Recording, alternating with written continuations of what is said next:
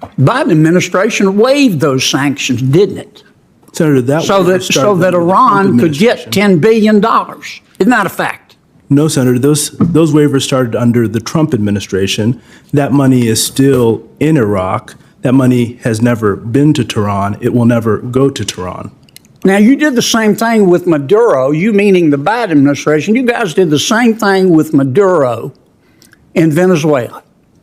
You removed all the sanctions on oil and mining, including gold, with Maduro, the dictator of Venezuela, didn't you? At a heated Senate hearing, Senator John Kennedy of Louisiana accused the Biden administration of being too soft on America's adversaries, particularly Iran and Venezuela. Kennedy argued that the administration effectively gave Iran access to $10 billion through sanctions waivers to Iraq and another $6 billion in a prisoner swap, claiming that money is fungible and that such funds could help Iran finance terrorism. The administration official pushed back, insisting that none of the money has reached Iran and that all funds remain frozen in Iraq and Qatar for humanitarian use only. Kennedy also criticized the U.S. for easing sanctions on Venezuela's dictator Nicolás Maduro, saying Maduro jailed his opponents despite promises of free elections.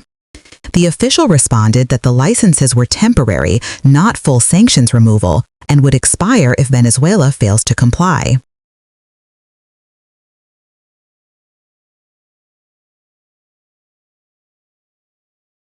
Senator Kennedy from Louisiana is recognized.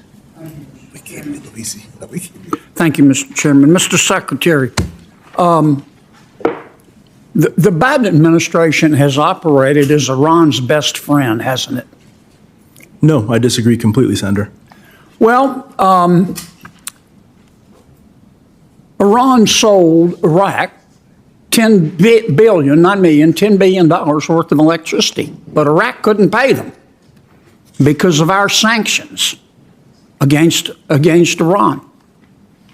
Biden administration waived those sanctions, didn't it? Senator, so that Iran could get $10 billion. Isn't that a fact? No, Senator, those waivers started under the Trump administration. That money is still in Iraq. That money has never been to Tehran. It will never go to Tehran. The first waiver was on July 2023, wasn't it? Senator, I believe those waivers started in 2018. The first waiver that the Biden administration did was July of 2023, wasn't it? So, Senator, again, I believe the waiver program started in. You didn't issue a waiver on July of 2023. Senator, the waivers were continued into 2023. And you issued another waiver to get the money to Iran in November of 2023, didn't you? Senator, as I said, that money has never been, will never go to Iran. The money is still in Iraq. The money may be used for humanitarian purposes, but not a dollar of that money. And you issued another waiver on March of 2024, not too long ago. That was 6 weeks after Iran killed 3 American soldiers. Senator, You gave Iraq permission to give Iran $10 billion, didn't you? No, Senator. As I mentioned, this was something that started in 2018 under the Trump administration. It allowed Iraq to purchase electricity and to store that money in Iraq. None of that money to date will ever go to Iran. The money is being held for humanitarian purposes. You're not telling the truth, Mr. Secretary. No disrespect, but that's just not true. Senator Menendez and Senator Scott made the point. We all know, unless you peaked in high school, you know that money is fungible. The Biden administration also paid Iran $6 billion to release 5 of our prisoners, didn't it? Senator, again, that money is in Qatar. None of that money has been used. It hasn't been moved. And as I said earlier, while money is fungible in the United States because we care about our people, it's not fungible for the Iranian. So the money's in Qatar, in a bank in Qatar? Yes. Now, what do you think? Who controls that bank in Qatar? Those banks are controlled by those individuals who run that financial institution. I see. So if President Biden says Qatar Bank don't give this money to Iran, and the Qatar government says, give the money to Iran, who do you think the Qatar bank's going to listen to, Mr. Secretary? So, Senator, those banks in Qatar value greatly their ability to have a relationship with the United States because that's how they make money. Do you believe in the tooth fairy? Ultimately, if we cut off those banks, they will no longer be able to make money. Do you believe in the Easter Bunny? So, Senator, while I understand your point, fundamentally, none of that money has gone to Iran, and that money is not going to go directly to Iran. Now, you did the same thing with Maduro, you meaning the Biden administration. You guys did the same thing with Maduro in Venezuela. You removed all the sanctions on oil and mining, including gold, with Maduro, the dictator of Venezuela, didn't you? So GL 44 and 43 were put in place in Venezuela. 43 has already. Is that a yes? GL 43 has been removed.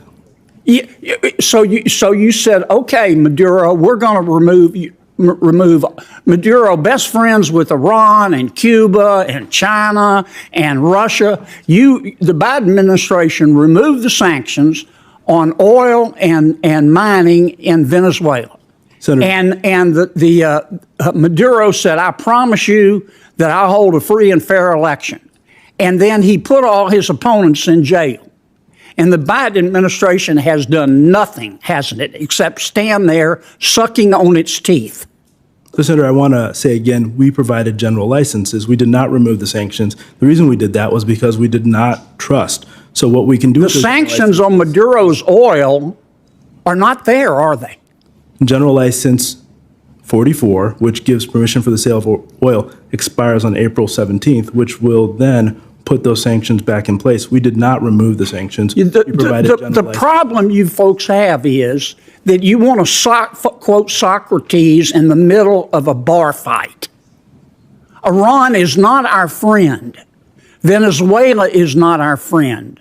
President Biden keeps giving them money to buy weapons to try to kill us. Senator, do you not understand that? Sanctions on the Iranian regime. We have not allowed a dollar from Qatar or from the Iraqi electricity fund to flow to Iran. That's just not true. Senator Menendez explained that to you. The money. How can you be that obtuse? Senator, as I've said, our goal is to make sure that we take every action to prevent Iran's destabilizing activity in the region. We're going to continue to go after Iran's sale of oil and try and limit their ability as best we can using the tools that you've given us. I'm here before the Senate asking for additional tools that will allow us to continue to do that. You don't use the ones you have. Okay, Senator Kennedy made your point. Senator Warner from Virginia is recognized.